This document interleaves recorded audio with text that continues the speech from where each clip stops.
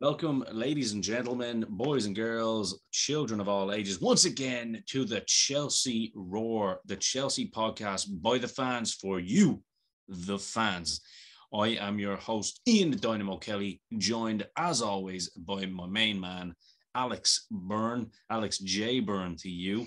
And today we have got a hell of a show for you. We've got an action-packed show. But before we go anywhere, make sure that you smash that like button and smash that subscribe button, and make sure you leave your comments, your thoughts and your opinions, whether you agree or disagree, in the comment section, and follow us on Twitter at the Chelsea Roar. We're on Facebook as well at the Chelsea Roar, and of course on Instagram at the Chelsea Roar. We are the only Chelsea Roar in town, and we do have a blue tomorrow, a new era, if you will. A lot's been said about things gone by, managers gone by, and one in particular. And I would just like to lay it on the line. First and foremost, we're not going to spend much time on the great German, but I would just like personally to thank Thomas Tuchel for everything he's done for Chelsea Football Club, for bringing us that second Champions League trophy to the bridge, and for everything he's done. It's been phenomenal. It's been rough for a lot of people. It's been rough for us as well, but I think as Chelsea fans, we understand. I think a lot of Chelsea fans understand that this is a new ownership. They are doing their own things. I mean, you think back to circa 2004, 2003, should I say.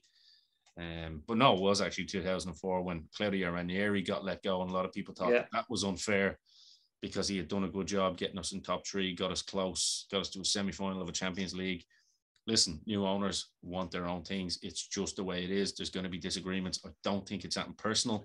But yeah, I think for me and Alex, both of us absolutely love Thomas Tuchel, wish him the best in his future.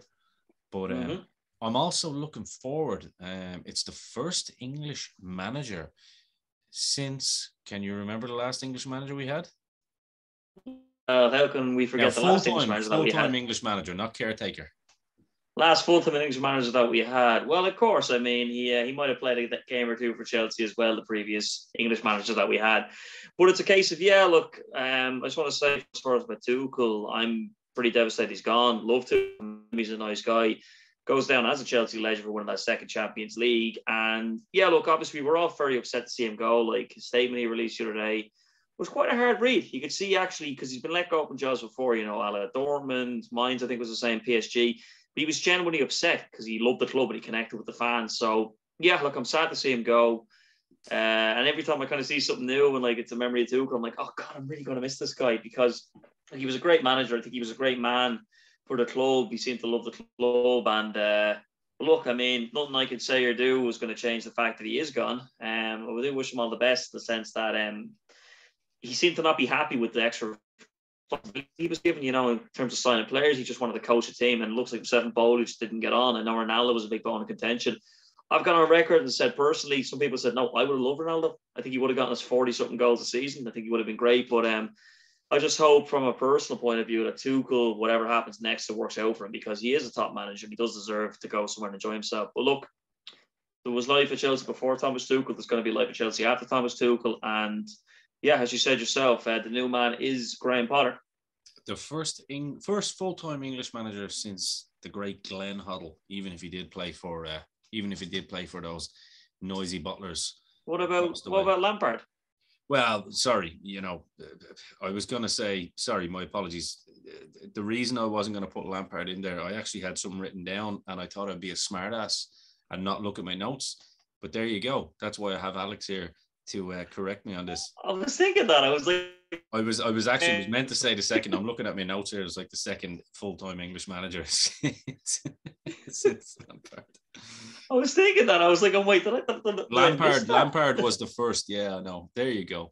Listen, this is unedited. You know what I mean? There's lots of Chelsea people there calling me an asshole now, but at least I can go far as back as Glenn Hoddle. Yeah, it's not like I forgot Lampard. I was thinking you were gonna like hit me with something like, but he wasn't a manager. He was a head coach. I would have been like, what? Yeah, I should have, but he kind of was the manager because he was the one that enticed, Timo Werner and Kai Havertz and all there. So yes, two players that won us the Champions League. Shout out to Timo as well, because we all love that Kai Havertz going to the Champions League final, but without Timo's run across the side to throw the defenders, it doesn't happen.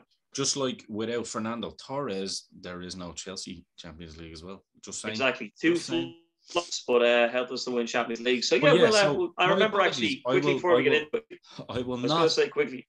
No, I will not defer from my notes ever again. I was trying to be too smart for my own good there. I was trying to say the second full-time English manager since Glenn Hoddle. So that is my mistake. Okay, fair. Because I was going to say that just in terms of Timo, just a quick shout out to Liverpool fans who said to me, I'm sure, I think Timo Werner, does he regret joining Chelsea over Liverpool? To which I always respond, yeah. I mean, he must have been devastated with that Champions League winner's medal. Yeah, and but anyway, that's a different discussion now. All the best, Timo, Leipzig. And 100%. And I will say to all my English mates out there who are, honouring the Queen and the death of the Queen or whatever, it's not our place to judge or whatever. Absolutely hope you are all doing well. I know you guys take it very seriously. Yes. I get it. It's all the Scousers doing the national anthem tonight that they had to cut short 20 seconds.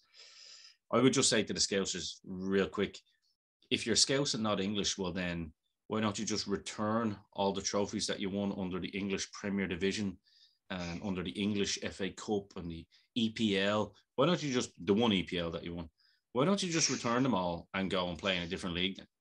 That's all I would say. But anyway, I digress. You like that, didn't you? I can tell by your face. I like that. Just saying, Scouts, not English. Fair enough. Okay, then you've won nothing. Go play elsewhere. I love you all. We've lots of Liverpool fans, but Liverpool friends of the show and stuff like that. Shout out to Noel. We're teasing. So Graham Potter is the man in charge now. Very, very impressed with how he spoke in his first interview on the Fifth Stand yesterday. The little 5-minute clip that I did see, I thought very, very articulate man. Seems to be a proper man manager as well. Talked about his experience in Sweden, which I think is invaluable when I hear of a manager that's played in a kind of a league that you've never really heard of. And like, this is a proper manager that has built his way up from the grassroots. Only 47, same age as Thomas Tuchel as well, but gone for a different approach here. Very, very impressive guy. I mean, I think Brighton play some of the best football in the Premier League, to be honest with you. Always have. Been given a long-term contract as well to show 5 years, yeah. Exactly. And this is, I'm hearing a lot of people, but the Chelsea way. Look, I'm gonna repeat for all the absolute morons out there that can't actually understand this. So I'm going to speak in a language that maybe they understand. And I'm not going to go Stone Cold Steve Austin and do any sign language, but I'm going to speak in a language that they can understand and give simple math. That's not language, but it's math, right? Scott Steiner here. Yeah, I'm not going to go Scott Steiner here either. I'm not going to put division and multiplication into it. But what I am going to say is he's literally here. The new ownership is here a little over 100 days. We don't know whether they're going to be the hire and firing type.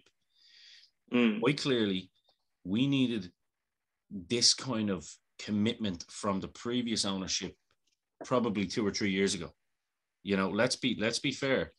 As much as we appreciate Roman and Marina and everything they've done, we didn't see this kind of recruitment drive, which we needed to actually give Lampard what he needed, to give Sarri what he needed, to give Jose what he needed when he came back initially. We didn't see this. It was a big player here and there, and there was lots of, selling of the youth and sending them out on loan and then selling them and it was, it was a good business model, but we were getting inconsistencies in terms of managers were coming in and not having their stamp on the team because there was bit part players here and there, but there was also a spine of a team that worked for one manager that didn't necessarily work for the next manager's methods. Same what we've seen with Tuchel. You know what I mean? Now I think what we're seeing is that, okay, Kante is the latest to not, want to re-sign a contract because he wants 3 + 1 year. Whereas they're saying, no, we're giving you 2 + 1 because of the injuries, which I think is absolutely fair because Kante is on the downward trajectory in terms of his Yeah. availability, not his ability on the Yes. pitch, but his availability. Yeah, it seems to What be say he's you? almost getting to the Pulisic level. Kante has been incredible for me. Like, I mean, it's a case of I still think on his day when he's fully fit, when he's on form, best DM you're going to find in the world. Just the ground he Absolutely. covers is unbelievable. Absolutely. I think Kante peaked at that Champions League final in 2021. That's when we saw, I think, N'Golo Kante at his very best. That whole Champions League run, he was on a different level. Deservedly won Champions League Player of the Year that year. But yeah, like it's a case of, with Kante, because you can always rely on Kante. Each week he give you like minimum 8 out of 10. It was absolutely unbelievable. Never criticize Sarri. I actually appreciate the fact that Sarri made him more dynamic on the pitch. He's got up and nipped him with a few goals and stuff as well. But yeah, to be honest with you, man, we are seeing the power start to decline because we go back to that Tottenham game, for example, where we drew 2-2 at the Bridge, and that first half in particular, even parts of the second half, unbelievable. He was stopping everything. He was breaking everything up. As soon as he went down with the hamstring injury, we were like, wait, here we go again. He's out again type of thing.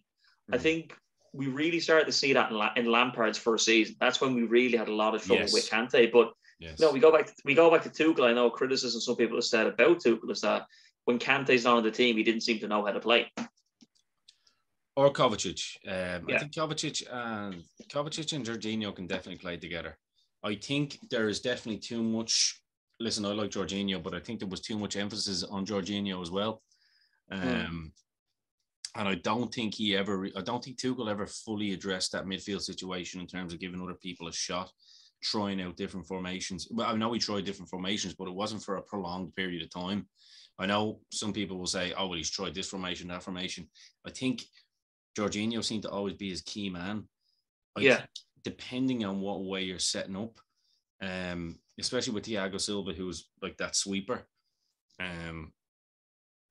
you could have tried out a few more, positions. Because I thought at times Kante, when he was even a little bit out of form, was getting game time ahead of Kovacic. I think Kovacic is our best midfield player. I agree. Shadow without, hands down. I agree. Think he needs to be the first name on the team sheet. Yeah. It's a pity that Billy Gilmore didn't really see the writing on the wall, and I think he's probably pinching himself. I think he's probably pinching himself, going, "Why didn't I actually listen?" You know what I mean? Yeah, because I was going to bring him up. Like, it's sad to see him go, but to be honest with you, there was Bowley. It turns out was talking to him in the summer, saying, "Look, stay. This might not be the situation for very much longer." Apparently, that was a conversation they had. Same with Callum Hudson-Odoi when he was going out on loan to Leverkusen. Apparently, the discussion with Bowley was, "Look, go, but don't agree a permanent move afterward. Like, see where we are in a year." He didn't say Tuchel was going to go, but he strongly hinted like this might be a different change soon. But I feel bad for Billy because of the sense he went to Brighton to play for Graham Potter. That was the big thing, is he wanted to play in that system under Potter, and then all of a sudden Potter comes the other way. And look, unless we have some sort of buyback, it was only for 8 million. Unless we say, look, cut our ties, we'll pay you 16-20 for him type of thing. I know they doubled their money, but at the same time, that for a player now isn't. Well, I think he needs to have a serious season for Chelsea to even contemplate and buying back. He needs to have Kevin De Bruyne level season for us to be thinking that way, because the Declan Rice, I hope that name is put to bed now, and I hope we don't look at that next year, to be honest with you. Not for that price. I'm absolutely over it. Yeah. There's holes in his game too, and for the price that West Ham are going to want him, let him go to City or United. You know what I mean? I really don't care at this point. I think Aurelian Tchouameni would have been perfect. Yeah, himself and Camavinga are going to dominate that Madrid midfield for about 10 years now. There you go. There's another Marina one. All the Marina nut huggers, out there. Marina could have bought him for like 50 million the season before, but was arguing and haggling over price. So I really do think we have a good ownership here. It's just a feeling I get. I've kind of studied them. I've watched what they've done with the Dodgers. Look, they've quite clearly shown that they're not here just to be American owners to hemorrhage money. And I think Todd Bowley has to take a lot of credit for that. And Clear Lake, they really do. We know the stadium plans are already in place as well. That's going to come next. They've really ingrained themselves in terms of being accessible to the fans. Mm-hmm. You know what I mean? Todd still walks in that front door into the Millennium Suite. It's. You were going to ask a question there. Sorry. I was going to say, what do you make of what Bowley was saying today? He was talking about wanting to do an all-star game, like North versus South once a season. I like the idea, man. I mean, look, whether people like it or not, the American style sports is coming into English football. It's just the way it is. I mean, we host, I say we, Wembley hosts, an NFL game every season as well. And we've started to do it on the Aviva.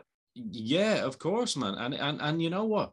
If you take away the kind of ignorance of it all, I mean, you know how big an American sports fan I am.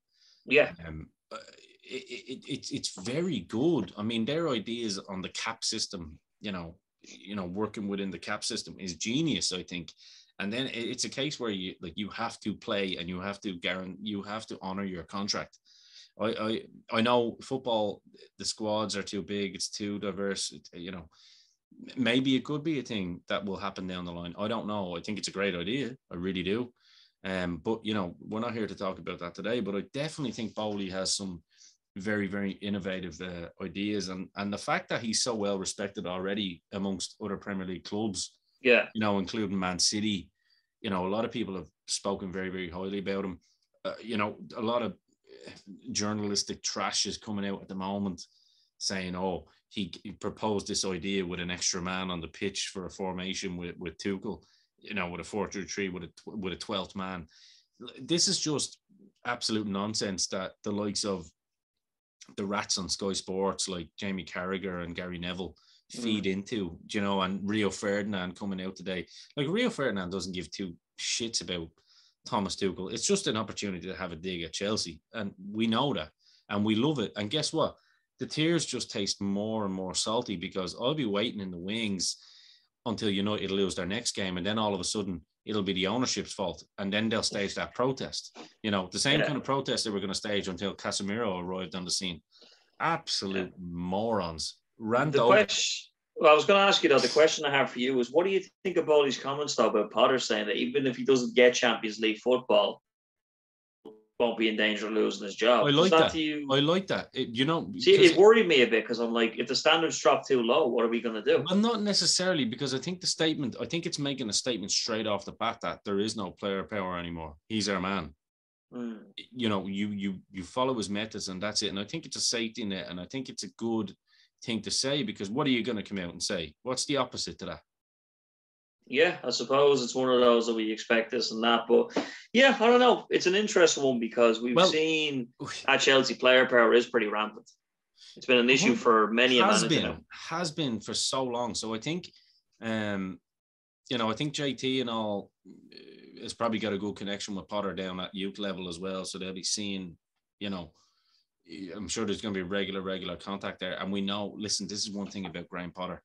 Shout out to Noel and Dazzler from the upper tier, who are massive Graham Potter fans, and straight off the bat, on the Monday mashup the other night, they said straight away they were able to point out who Potter's going to like in that Chelsea team and who he's not going to like.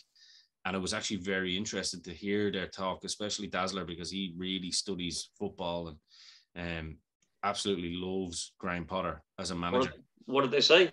Who did they say that he might like? Well, he said straight off the bat, he's going to look at the likes of Wesley Fofana, obviously Cucurella, fucking Chilwell. That's going to be, that's tailor-made for him. But he thinks that the likes of Kovacic will be absolutely a player that Potter loves.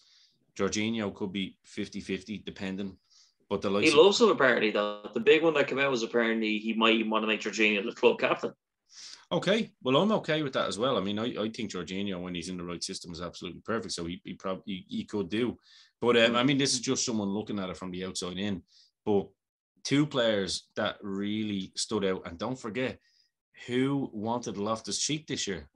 Brighton, Graham Potter. Mm-hmm. That makes me really excited. For anyone that doesn't know, I am a massive Ruben Loftus-Cheek fan. I think he's the best player this season, without a shadow of a doubt, on a consistent basis too, no matter where he's been asked to I agree. Mason Mount obviously is going to fit into Potter's plans. He will, absolutely. But the one forward player that really, this is what Dazzler said, is Broja. He's going to love Broja. And also Kai Havertz is another player that he reckons he's going to love. I would hope there'd be a way back into the team for because I was a big fan when we signed this guy, but I know we dropped a disaster class. I think Pulisic will have a chance too. I hope so, but I would love to see if he could work on Ziyech because I still think there's a player in there. I'm not a fan. Really? I know we've given out about him, but he has. I'm not a fan of his attitude. I'm not a fan of his look. Yeah. At the end of the day, I know there's a player in there. I mean, I saw the highlight. I've seen him play with Ajax. We've seen the highlights of his goals and assists. I think he became a bit of a May Feiner. I know our English fans probably always wonder what I'm talking about, but May Feiner is selfish. I just don't see who, like, if you're playing him in place of a Mason Mount or in place of a Kai Havertz, it's not for me because I think Kai Havertz has too much upside than to play a 29-year-old winger who, unless he's actually contributing to goals and assists, really offers you nothing. Yeah. On the physical side. I was one of the people that came out after we played that Zagreb game saying, look, he shouldn't play for Chelsea again after that performance. But look, if it is a clean slate in a new system, I suppose if everyone gets a fresh chance, we'll see what happens. Well, look, I can't be hypocritical here and say, let's back the manager no matter what, unless you're playing my favourite player. I can't. You know what I mean? So I think club captain should be Reece James. It should be done yesterday. That's my personal opinion. Or actually, I think it should be Thiago Silva with Reece James as vice captain. I know you mentioned Loftus-Cheek. I would actually argue, in my opinion, maybe Reece James is our best player this season. And when he was the level he's gone to is incredible, man. Well, it's a toss-up between the two, I would say. Fair. But I saw somebody saying online the other day, they were saying, if you want to speak to the best right back in the world, speak to Trent Alexander-Arnold, and they'll give you Reece James' phone number. Yeah, I mean, it's a nonsense comment. I think even the Pill fans realise at this stage that I think they know. But let's talk tomorrow's game. Obviously, Salzburg at the Bridge. Yes. It is tonight's game. Tonight's game. Yeah, we're recording this as we speak on the 13th, the night before. Yeah. So tonight's game then. Here's an interesting one, and one that we've actually spoken about at length. Edouard Mendy. It's a funny one because even when he came in, I've always felt he was a stopgap. I don't know why. It's not because I don't rate him. It's just in the back of my head. I'm like, I feel like this is a stopgap. He's 29. Now he's 30. 31 maybe, is he? Not too sure. Not sure. Let's pull it up now. But speaking of Mendy, that Potter covered in his pressers that Mendy won't be playing. When he's not playing this game. He's confirmed that. I have a feeling that Potter is going to prefer Kepa for his ball playing ability at least. He's 30. 30. Okay, so he's still a young goalkeeper. But the problem is he's a young goalkeeper who's making the same mistakes all the time. And we don't need to go through the list of mistakes. I'm not here to put anyone on. There's a lot of them. But there's a lot of them. And now even what he was good at, he's not good at anymore at this moment in time. If the old saying in football, you're only as good as your last game. And speaking of which, I know we lost, but I thought Kepa had a great game against Zagreb. I thought that save to push it onto the post. Oh, yeah. Days. That was great save. Petr Cech levels, wasn't it? Remember that stretch? Yeah. I think Kepa deserves a chance for his loyalty and not pushing for a move at any moment during any time, even though we paid the money that we did pay for him. I think he makes more sense at the moment in terms of his ability at the ball, on the ball, to play it out. I think Mendy has probably caused a little bit of panic amongst the back line at the moment because he's gotten beaten at his near post on 3 occasions this season. Saves that you would expect him to have a strong hand. You're going, what are you doing? So forget about the Leeds thing, and then blaming your defense on it. No, nothing to do with you, mate. Like, kick it out, If in doubt, kick it out. It's the old saying. And also the West Ham game, he absolutely fluffed that corner for West Ham's opener. My God. And without a shadow of a doubt, that wasn't a penalty. I'm going to be honest. It wasn't the free out, you mean, for the second goal? Sorry, yeah. Yeah, it wasn't. That's what I mean. Sorry, a free out. Yeah, it wasn't a free out. Yeah, it was a penalty is what I meant to say. Oh, it was. It should have been a goal. Cornet's goal should have stood. And I'll admit that. I mean, here's me being a Cornet guy again. But Cornet's goal should have did there. Cornet's goal should have definitely stood. And it hurts me to say that, but looking at it, I'm like, yeah, it should have stood. And Mendy jumped in the bone, and then, as wrestling fans would appreciate the terminology, did a very good sell job on that. Really made it look like he was out to connect and bad. But it was actually a shocking sell job as well. But I'm looking at that going as a Chelsea fan, mate, that's a goal. I'm sitting there going, as much as I hate to admit it, that should stand. And Moyes had every right to be angry. And shout out to Moyes. There was actually pictures of David Moyes stopping to take a picture with the Chelsea fans leaving Stamford Bridge after the game. Fair play to them. I've always liked David Moyes. You know what? West Ham are probably the one club within London that I'm actually quite fond of, to be fair. Same. Maybe it's because I'm wearing a Iron Maiden t-shirt and I'm a Steve Harris man, but no, I do actually respect. I don't know. They're a nice club. I don't know what it is about West Ham. They have a nice history. They have a nice. I don't know. They're just one of those teams that I've always kind of went, yeah, I like them. I'm not. I'm not going to support them anytime soon. But yes, I like to see them do well. They're a good old school solid club with good values, good traditional club. But. Going on to tomorrow, then, I mean, I personally think Kepa should be given a shot. I think Mendy now with the whole contract talks as well. Yeah, more money and stuff, and I'm like, how can you even demand more money? Your stock is actually low at the moment. So, I personally think Mendy. Sorry, I'll let you go ahead. I was going to say Mendy should be in a position now where you're competing with this guy. If you want a new contract, I agree. I agree. Because I was going to say, imagine being in your job, say you're in work and this week you make a complete mess of a few different things, similar to him conceding goals, you've messed up this. Then you go on a Monday morning and you say to your boss, right, I want a raise. They'd be like, what? You're lucky to be here right now after all the bloody mess you've done. Yeah. 100%. I mean, I just think, I personally do feel that Mendy really needs to show us what he's got now, especially at 30. Yeah. I think Kepa's still only 27, 28, which is very young. Confirm now. You'll be able to confirm that. There we go. I feel like this is the Cornerhead podcast on the Brian Lascon. Let me just look this up. Yeah, exactly. Kepa is 27. He turns 28 start of October. Okay, so that's Jesus Christ. He's not even in his prime years as a goalkeeper. So, Potter's coaching staff as well are supposedly very, very impressive. Their goalkeeper, Brighton's goalkeeper. Oh, goalkeeper! I can't think. Sanchez, was it? Great goalkeeper. Yes, it is, isn't it?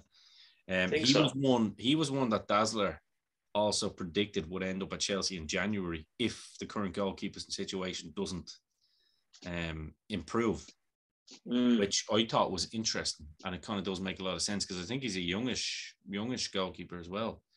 Let's find out. Let's do this one. Come on, tell me. He's probably about 35, Right. Robert Sanchez, is that it? 24.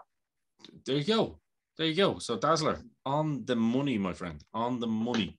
You don't even need to go looking in Spain. You've already got Roberto Sanchez. I know his name is Robert, but it's Roberto to us if he joins Chelsea. So Kepa in goal tomorrow. Let's get into the team sheet. Kepa in goal tomorrow. Potter plays with the three at the back, which you're going to be happy about. Yes. But plays in a bit of a different, more attacking style than Tuchel has done in the last 6 to 8 months. Yeah. Or probably year, let's be real. So what are you thinking? I'm going to let you do yours and then I'll do mine. You know what? Another back three probably going to go forward is going to be Fofana, Silva, and Koulibaly. But to be honest with you, out of that back three, I'm going to throw into the works here. I would love to see Chalobah get again. I'd love to see, and maybe he will. Maybe he'll throw Chalobah in, young English player. But I think that will be the back three for Fofana, Silva, and I said Rudiger. There you go. Wishful thinking. Shout out to my Rudy. I miss him so much. But it's a case Rudy. of I miss Rudy. But then again, I've been a massive fan of Koulibaly for a long time, though. So I'm true. Nobody sleep on Koulibaly yet. I mean, Jesus Christ, to judge him after a few games is ludicrous. But shout out to Rudiger for scoring his first Real Madrid goal too. It was actually warm my heart a bit to see that. But yeah, I think it will be for Fofana, Silva, and Koulibaly. But I would love the rest. All right, so that's your 3 centre backs. So now here's the tricky question. I can guess who you're picking at right wing back. Yeah, but I don't know captain. I don't know who you're going at left wing back. Yeah, I don't know. I can't predict that one either because there's arguments for both. Does he play Chilwell? Because, Chilwell's looked good this past couple of games. He was great against West Ham when he came on. Won us the game, basically. He scored the first goal and then set up the winner. How good an attitude does that kid have? Yeah, unbelievable. But does Potter stick to what he knows and play Cucurella? I think his first game, he might stick to what he knows and just play Cucurella in there. So, again, look, I'll be happy either way. Luckily, left wing back is a position we do not have to worry about. No. Midfield. So he's got to obviously go with the 2 and then the 3 up front. So, yep. Midfield. I think he's going to go. Interesting, because I do think he's a big fan of Jorginho. I think Jorginho will start, but the other one, does he play Loftus-Cheek or does he play Kova? I'm going to go Kovacic. I think I'm going to go Kovacic is what he's going to do. Okay. So up front 3, I'm going to go Sterling on the right, and then up front is a very interesting one because we've got 3 options there. We got Havertz, Aubameyang, and we got Broja, and I don't know. I can't pick what he's going to do. I mean, 3 of them are viable. I know Aubameyang didn't have a great first game. Nobody was good in that game. I think the only person that might be able to hold his head high after the Zagreb game was Kovacic. Pretty well. Yeah, Havertz did. I thought Kovacic made a couple of good runs from midfield, but I don't know. Maybe it will be go for Broja, or I don't know. It's impossible to call. It's we don't know what he's seen in training all week. We don't know what he's interested in. And to be honest, I know, again, the Queen passing away. Condolences to anybody watching here in the UK. That was almost a blessing in disguise for Potter. He had those extra few days to work with the team before his game. I know the Liverpool game was off. Pre-season with the weekend's game called off as well. Yeah, and then the Liverpool game as well. So we won't play again until the Crystal Palace game in October. Crazy. And then we play AC Milan, which coincidentally showed I will be at that game.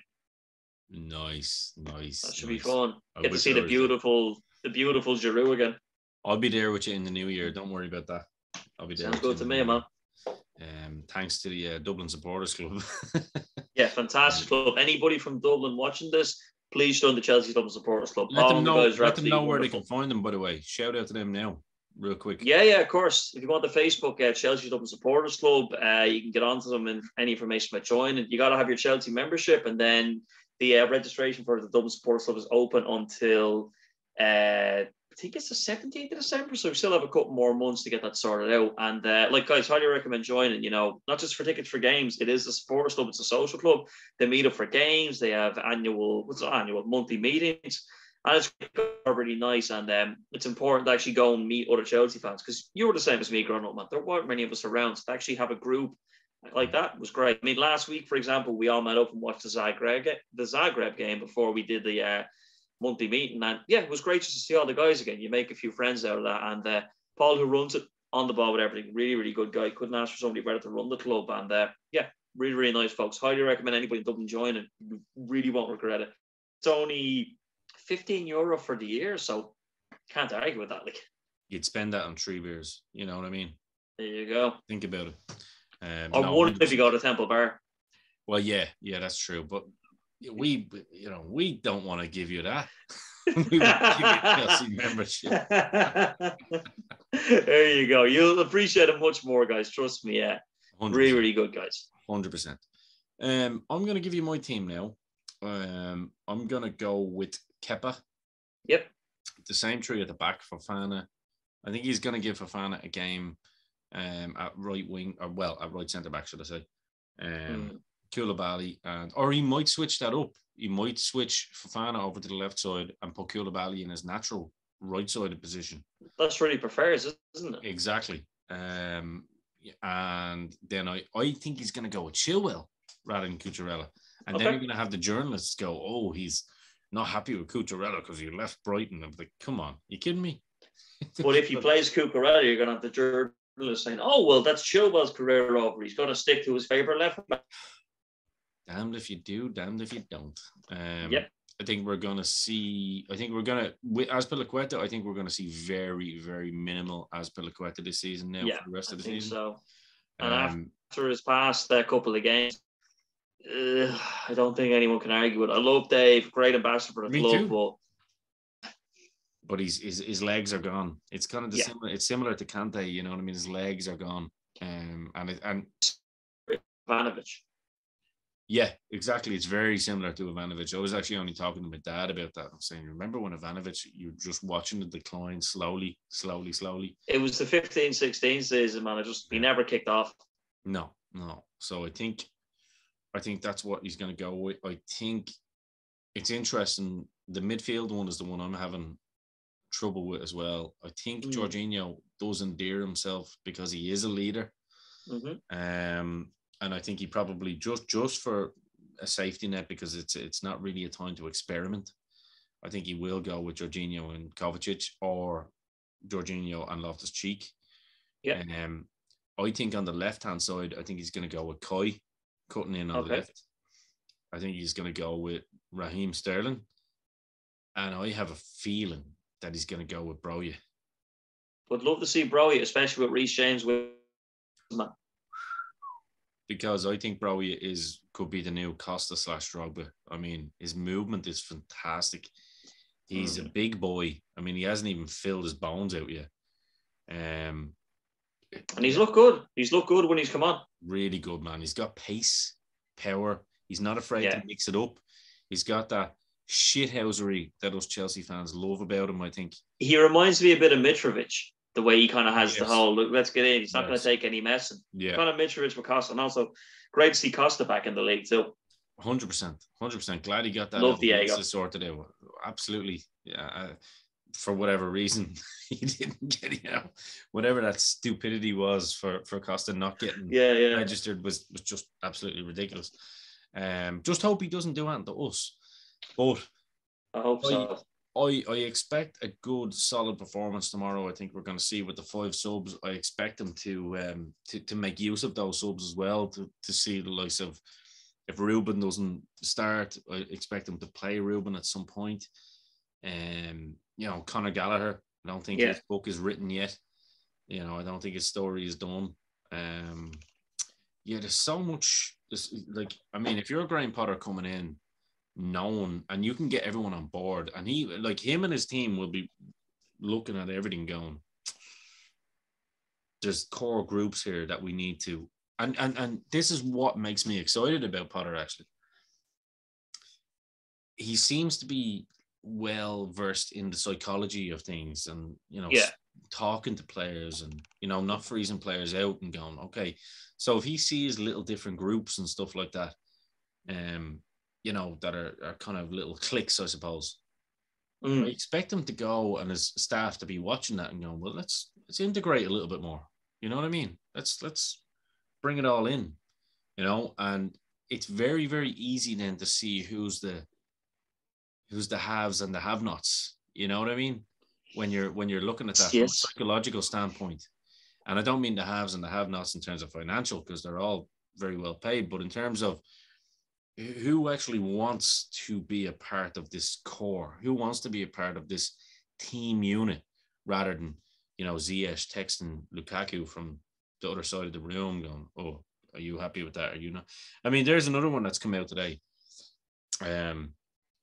or yesterday, that apparently Lukaku now is open to coming back next season, which I thought. Yeah, bloody hell.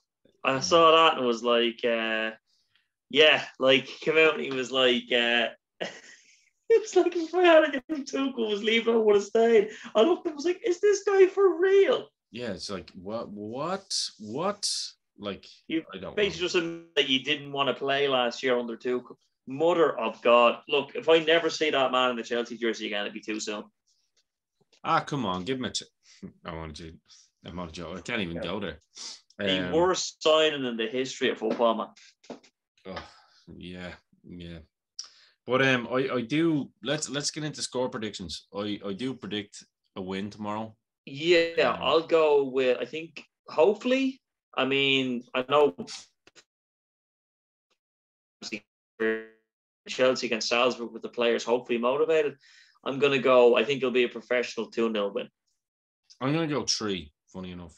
Okay. If I was to predict scores, I'm going to go, I feel Kovacic has a goal in him. Mm-hmm. I also think Broja is going to score if he plays. And I think Kai Havertz is going to score. So I'll go with a Jorginho penalty and Reece James. Nice. So you're still back in the forwards, yeah? The forwards, guys. Comment your predictions down below. What you think is going to happen? Please do. Are you on Team Kelly here, where you're kind of hoping for a solid attacking performance, where you're expecting the attackers to score goals, or are you with Jose Alexio here, and going for that penalty and a good solid header from a corner? Either will do. I'm okay with both. Right, and Ian is showing the support there as well. He's before we play Red Bull Salzburg, he's drinking some Monster there, showing who he's backing. Yeah, well, 100%. Yeah, I've got the Blue Monster. It's it's going to be an early start for me in the morning. I probably shouldn't be drinking it this late at night, but hey, I was thinking that. I was like, you're right, man, before you go to bed. I know. Well, look, I want to have energy in the morning. And I suppose at night too. But no, I'm actually really, I'm excited about it. I think it's the first time where I'm seeing, right, this is the new owner's vision. I think what we need to do now is actually back that vision. Quite clearly, it's not just the case that Tuchel was bullied and picked on. I mean, he was supported. They brought Aubameyang in. Which is the weird one. I'll always say that is the weird one. And they were offering there was a breakdown, and there's two sides to every story. Yes. And I think for the Chelsea fans to suddenly be going, oh, well, that's the American. He's obviously wrong here. Look, Tuchel's only in here, 2.5 years as well. A year and a half, 2 years. Like 19 months.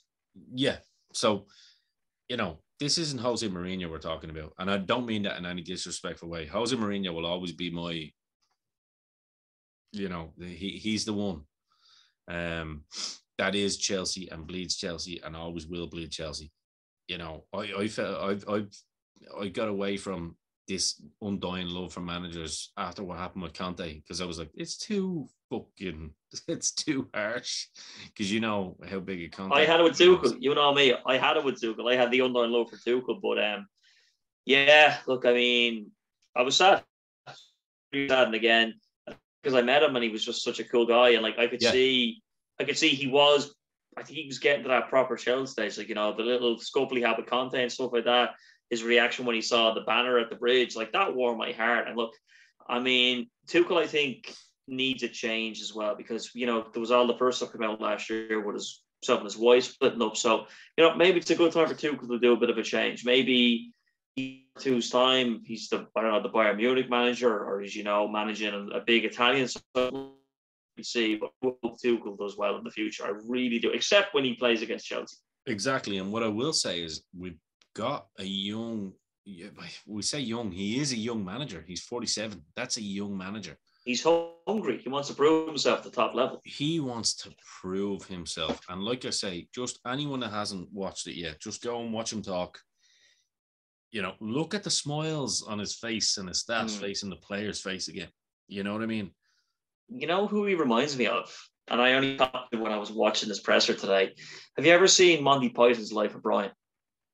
Eric Idle. He reminds me of Eric Idle. Yeah, he reminds me of the main fella that plays Brian. Maybe.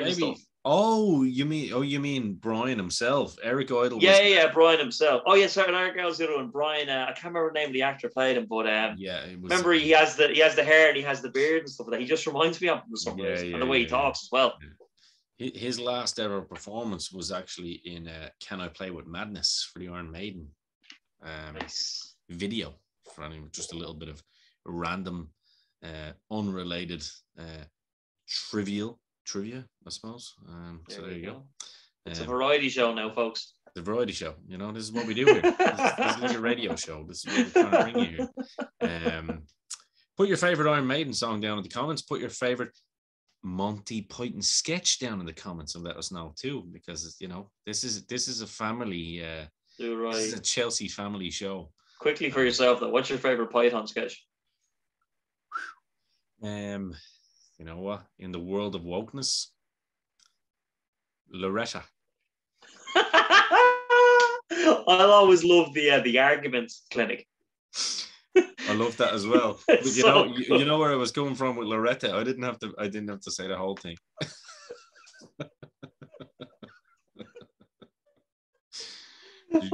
Judean's People Front. The Judean People's Front. Ah, with the People's Front of Judea. I remember. It was so cool. I think it's the line at the end that kills me. It's symbolic of our conflict against the Romans. There's conflict against reality. Yeah. Well, what if we fought for his right to have babies, even if he can't have babies? It's a great sketch, but what about that or else? I love nudge, nudge, wink, wink. Oh yeah. I absolutely love that. What about let me think there. What about from the Holy Grail? The Holy Grail. The whole sketch when they reached the castle, the French castle. Yeah. They throw the animals out with them. Yeah. Fart in your general direction. I think the one that kills me the most in that film though was the bridge keeper. Oh man, unbelievable. The knights that say "ni." We should just do a Monty Python bloody. You shall bring me a shrubbery.